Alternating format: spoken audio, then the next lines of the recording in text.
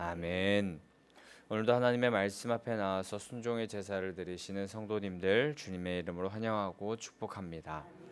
오늘도 우리의 삶에 너무도 관심이 많으시고 또 우리의 존재와 인생에 선하게 개입하고 싶어 하시는 그 하나님을 우리가 신뢰하면서 말씀 앞으로 진지하게 나아가는 성도님들 되시기를 축복합니다. 오늘 이 새벽에 나누게 될 말씀이 우리의 삶 가운데 소망이 되고 또 위로가 되고 도전이 되는 은혜의 시간 되기를 간절히 소망합니다. 오늘은 솔로몬 왕궁을 건축하게 되는 모습을 우리가 함께 나누게 됩니다. 솔로몬 시대에 7년 동안의 성전 건축을 하고요. 그리고 그 이후 13년 동안 걸쳐 왕궁 건축 이야기가 계속하여서 진행되는데 이 왕궁이 성전 건축보다 6년 거의 약 2배 정도 더 걸려서 완성이 되는데 특이하게도 이 열왕기상에서 왕궁 건축에 대한 기록보다도 성전 건축 이야기가 훨씬 더 길게 그 중간에 잠깐 이 궁에 대해서 이만큼 나오고 그 이후엔 계속하여서 또 성전 건축에 대한 이야기를 하면서 그 이야기를 더 길고 장황하게 설명합니다. 근데 이렇게 기록된 이유, 그것은 열왕기서의 저자가 이 왕궁 건축보다도 성전 건축이 훨씬 더 중요함을 나타내기 위한 그런 의도를 가지고 쓰인 것으로 보여집니다. 그 어떤 건물보다도 우리가 사모해야 할 건물은 성전인 줄 믿습니다. 분명 사람들의 모임 또 공동체로서의 교회, 예수 그리스도의 정신을 가진 무리들이 모인 그곳이 교회이고 또 성전이 그것으로 이루어진다 해도 과언이 아니겠지만 그 모임, 그 정신도 중요하겠지만 우리에게 허락된 이 하나님의 아름다운 성전도 우리가 아끼고 사랑해야 할 줄 믿습니다. 근데 저는 항상 이 솔로몬의 성전 건축 그리고 왕궁 건축의 이야기를 보면서 항상 걸리는 부분이 하나 있었는데 방금 말씀드렸듯이 이 건축의 기간이 마음에 항상 걸렸습니다. 성전은 7년, 근데 왕궁은 그에 비해 약 2배나 걸린 13년. 그래서 생각하기를 저는 아무래도 왕궁 건축의 시간이 약 2배나 더 걸렸다는 것, 그것은 솔로몬이 타락할 기미를 보이는 것 아닌가라는 그런 생각을 항상 하면서 이 부분의 본문을 읽었던 것 같습니다.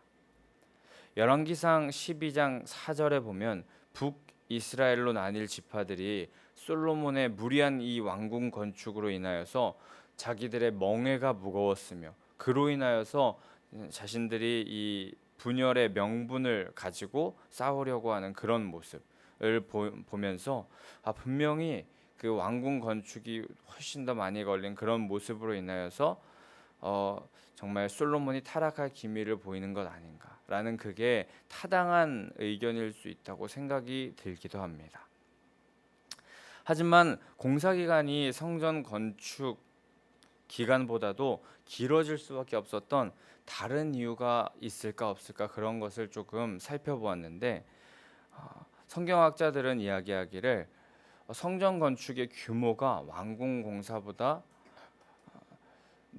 훨씬 더 성전 건축 규모보다 왕궁 공사의 규모가 훨씬 더 컸기 때문에 조금 더 그 기간이 걸릴 수 있었고 또 둘째로는 성전 건축은 다윗이 미리미리 잘 준비했었던 그런 건축이었는데 왕궁 건축은 준비가 되지 않았기에 조금 더 걸릴 수 있었으며 또 셋째로는 왕궁 건축 7년의 그 왕궁 건축 이전 7년간 성전 건축으로 인하여서 이 사람들이 많이 지쳐 있어서 그 이후에 왕궁 건축이 조금 더 걸릴 수 있었다라는 이런 입장을 묶어서 생각해 보면서 단순히 7년과 또 13년이라는 기간만으로는 이 솔로몬을 비판할 수는 없겠다라는 그런 생각이 들었습니다. 솔로몬의 타락 원인이 왕궁 건축 자체에 있던 것이라고 볼지 그렇지 않을지는 정말 다른 생각을 많이 해보야겠지만 성전을 먼저 건축하고 국가에 필요한 건물을 짓는다는 이 마음으로 우선순위를 하나님께 드렸던 그 마음에 우리는 또 집중을 해볼 필요가 있는 것 같습니다. 근데 우리는 어떤 행위를 하던 간에 우리가 지향하는 바 또 원하는 방향성을 가지고 일을 하기 마련입니다. 하지만 사람들은 그 중심, 그 마음이 어떤지 정확히 알 수 없습니다. 그러나 하나님께서는 그 마음을 정확히 아십니다. 우리는 어떠한 일을 할 때에 내 생각, 내 욕심, 내 명예를 위하여서 하지 말아야 할 것이고 하나님을 위하여서 그의 나라와 그의 의를 먼저 구하면서 나아가는 자들 되어야 할 줄 믿습니다. 하나님께서 원하시는 그 방향성을 우리는 가지고 하나님 나라를 향하여 달려나가는, 그곳을 지향하면서 달려나가는 성도님들 되셔야 할 줄 믿습니다. 우리가 무엇을 하든지 하나님께서 원하시는 그 방향으로 나아간다면 그 모든 일들을 하나님께서 기뻐하시고 하나님께서는 우리에게 구하지 않은 많은 것들도 오히려 더하여 주시는 놀라운 은혜가 있을 줄 믿습니다. 네, 그래서 다시 본문으로 돌아가서 1절에 왕궁이 건축되었음을 밝히고 있습니다. 왕궁은 당대 최고의 자재, 레바논의 백향목으로 지어졌습니다. 성전을 지었던 자재와 같은 자재이고 또 이는 자신의 왕궁을 통하여서도 역시 이스라엘을 향한 하나님의 통치하심을 인정하고 있음을 이 솔로몬이 이 자재를 통하여서도 보여주는 것을 우리는 알 수 있습니다. 솔로몬은 왕궁을 지으면서도 가장 위대하신 하나님께서 다스리시는 이 신정 왕국 이스라엘의 외양을 갖추기 위해서 노력했던 것입니다. 그리고 그의 왕궁의 출구, 입구, 층계, 다른 구조물에 대해서 자세하게 언급되진 않았지만 왕궁은 성전보다도 거의 4배에서 5배 정도의 큰 규모로 지어졌다는 것을 이 내용을 통하여서 알 수 있습니다. 그리고 조금 더 집중해서 보고 싶은 것은 6절과 7절에 주랑을 지었다라고 하는데 7절에는 특별히 재판하는 주랑을 지었음을 우리가 그 말씀을 통하여서 알게 됩니다. 왕궁의 규모와 간략한 설명들이 있는데 거기서 재판하는 주랑이 추가로 설치되었고 그것을 기록하는 이유, 그것은 솔로몬이 왕으로서 하나님의 말씀을 지혜로이 재판하는 그 하나님의 지혜를 얻었고 그렇게 백성들을 잘 재판하여 주기 위해서 주랑을 만들었다는 것이고 이것은 하나님의 뜻에 맞게 정치하게 또 나라를 잘 다스릴 수 있게 하여서 하나님께 영광을 올려드리겠다는 마음을 이 주랑을 설치하면서 표현했던 것입니다. 우리가 잘 알듯이 솔로몬 왕은 열왕기상 3장 9절에 여호와 하나님께서 내가 내게 무엇을 줄고 하실 때에 돈이나 또 명예나 또 지식이나 또 여러 가지 많은 것을 구하지 않고 듣는 마음을 종에게 주사 주의 백성을 재판하여 선악을 분별하게 하소서라고 하나님께 청합니다. 이에 솔로몬은 참으로 지혜로운 왕이 되었고 다른 나라에게도 그 지혜가 칭찬받을 정도로 대단히 유명해지고 칭찬받는 그런 왕이 됩니다. 근데 그럴 수 있었던 그것은 그가 하나님께 재판하여 선악을 분별할 수 있는 지혜를 구하였고 하나님께서는 그 지혜를 주셨기 때문에 가능한 것이었습니다. 그리고 그는 자신에게 맡겨진 일이 하나님의 지혜를 가지고 이 이스라엘 백성들을 옳게 다스리면서 또 선과 악을 분별하여 재판하는 일, 그것이 자신이 하나님을 대신하여 이 땅 가운데서 행하여야 하는 일이라는 것을 기억하면서 그 일을 잘 행할 수 있는 장소를 이 왕궁에 구별하여 만든 것입니다. 자신이 이 땅에서 마땅히 감당해야 할 일을 잘 감당하기 위하여서 그 주변의 환경을 그럴 수밖에 없는 구조로 만들어가고 있던 것입니다. 우리 교회도 교회에 맡겨진 사명이 있습니다. 특별히 담임 목사님께서 교회를 우리 함께 건축하면서 말씀하셨던 것, 그것은 다음 세대를 위한 터전을 마련하는 것이었으며 또 다음 세대들을 위한 공간과 환경을 마련해 주자라는 그런 말씀을 우리가 많이 들었습니다. 그래서 2층 청년부 카페도 있고요. 또 학생부 공부방, 또 아동부실, 학생부실, 유치부실, 또 키즈카페, 학사관, 그리고 곧 지어질 풋살장까지도 모두 우리 교회가 감당해야 할 그 다음 세대를 키워나가는 사명을 더 잘 감당하기 위하여서 공간을 구별하면서 하나님의 뜻을 이루어내려고 그렇게 설계한 것이었습니다. 우리 교회는 그렇게 다음 세대를 위한 공간을 마련하여서 그 사명을 더욱 잘 감당하기 위해 노력하고 있고, 또 그들을 향한 마음을 계속 부어질 수밖에 없는 그런 공간을 보면서, 또 환경을 보면서 그런 마음을 계속 부어질 수밖에 없는 그런 구조를 잘 갖추고 구축하게 된 것이었습니다. 이처럼 우리 각자에게도 맡겨주신 하나님의 사명이 있습니다. 그 사명을 잘 감당해야 될 텐데, 우리는 그 사명을 더 잘 감당하기 위해서, 더 잘 완수하기 위해서 우리 삶 가운데 지혜롭게 그 사명을 잘 감당할, 잘 완수할 그런 구조를 만들어갈 필요가 있습니다. 예를 들어서 교사로서의 직분을 더 잘 감당하기 위하여서 교육학적인 그런 공부를 조금 더 한다거나, 아니면 찬양단이나 성가대로서의 직분을 잘 감당하기 위하여서 그 하나님께 영광을 올려드릴 이 찬송을 어떻게 하면 더 잘할 수 있을지 계속해서 고민하고 생각하는 그런 모습을 띠므로써 자신을 하나님의 사명과 매일매일 더 가까워지는 사람으로 변화시켜 나가고, 그렇게 우리의 삶의 구조를 하나님의 사명과 더욱더 가까이 하게 될 수 있다는 것입니다.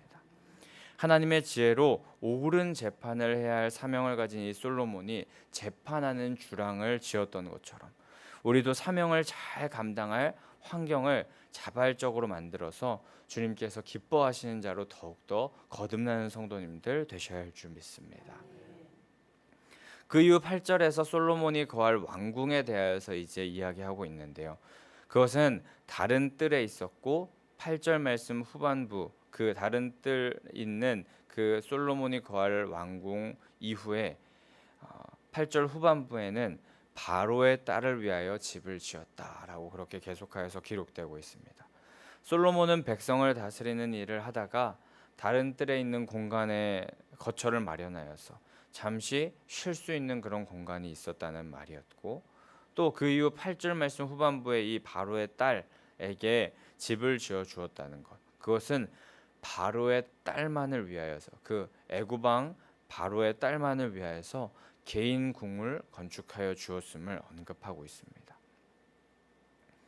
이러한 내용은 결국에 이 솔로몬의 부인이 된 고대 거의 최대 강대국이었던 애굽이라는 나라 딸이 사는 공간이 솔로몬 왕이 있는 공간과 이렇게 뭔가 나란히 비슷하게 이렇게 소개되면서 결국에 아내와 또 애굽의 영향으로 하나님을 배반하고 또 분열과 멸망의 길로 가게 되는 것, 그것을 어렴풋이 예고하게 되는 부분인 것 같습니다.